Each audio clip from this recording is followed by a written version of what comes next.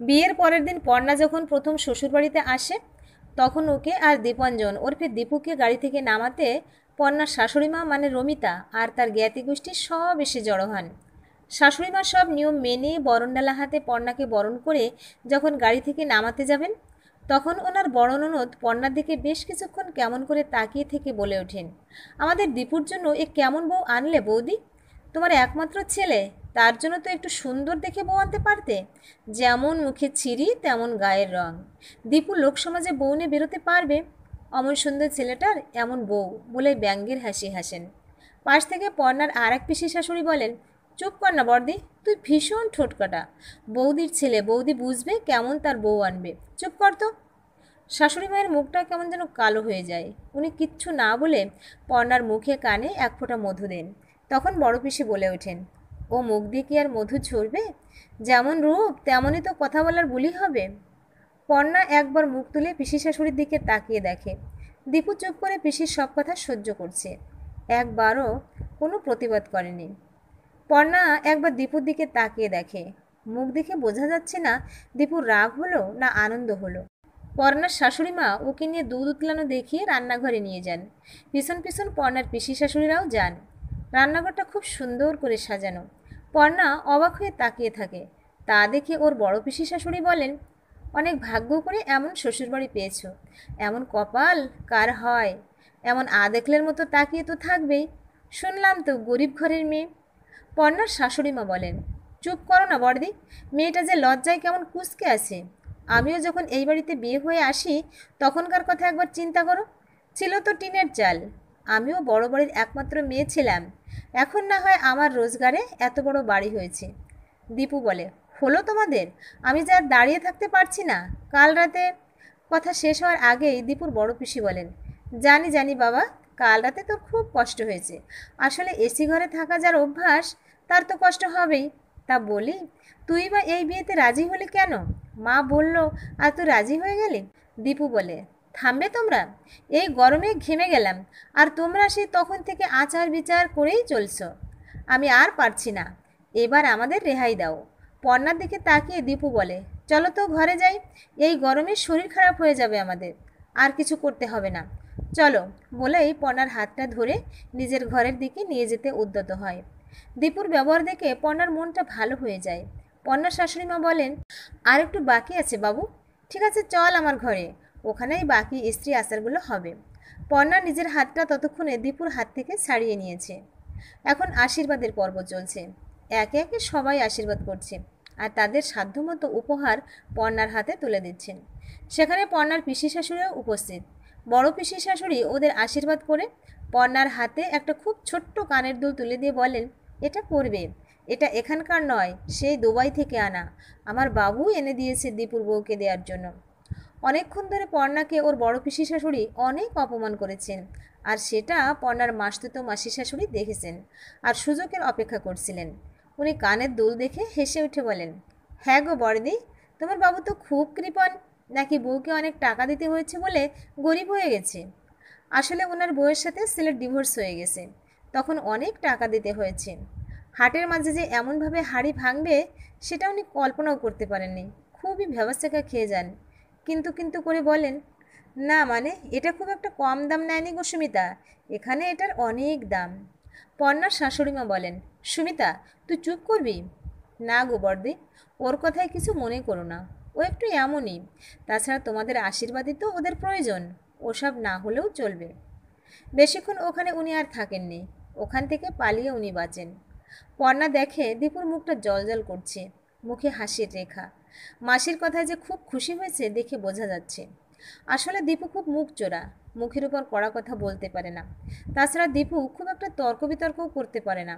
তবে বড় পিসির কথা খুব একটা ভালো চোখে দেখেনি, কিন্তু মুখে কিছু প্রতিবাদ করতেও পারেনি। আসলে এই পিসি দীপুকে খুব ভালোবাসেন। তাছাড়া এক সময় যখন দীপুর বাবার চাকরি ছিল না, তখন এই পিসি ওদের সংসার দেখাশোনা করতেন। অবশ্য কিছু পরেই ওর মা চাকরি পেয়ে যাওয়ার পর আর কিছু সাহায্য করতে হয়নি। পিসিকে ভালোবাসলেও মন থেকে পিসির পর্ণাকে অপমান করাটা মুখ বুজে সহ্য করতেও পারছিল না। এরপরও পর্ণার বড় পিসি শাশুড়ি মাঝে মাঝে পর্ণার রূপ নিয়ে টুকটাক কথা শুনিয়েছিলেন, কিন্তু পর্ণা চুপ ছিল।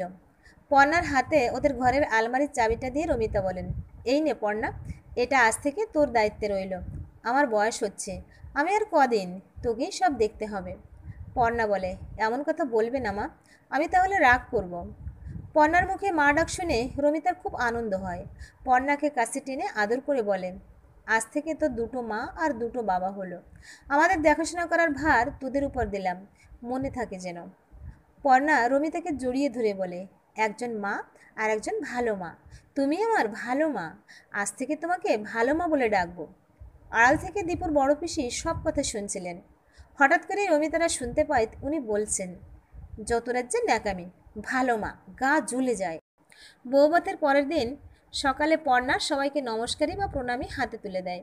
যখন বড় পিসি শাশুড়ির হাতে ওনার প্রণামীটা তুলে দিয়ে প্রণাম করে, তখন উনি বলে ওঠেন, শুনলাম তো এগুলো সব রমিতা কিনেছে আমাদের দেওয়ার জন্য।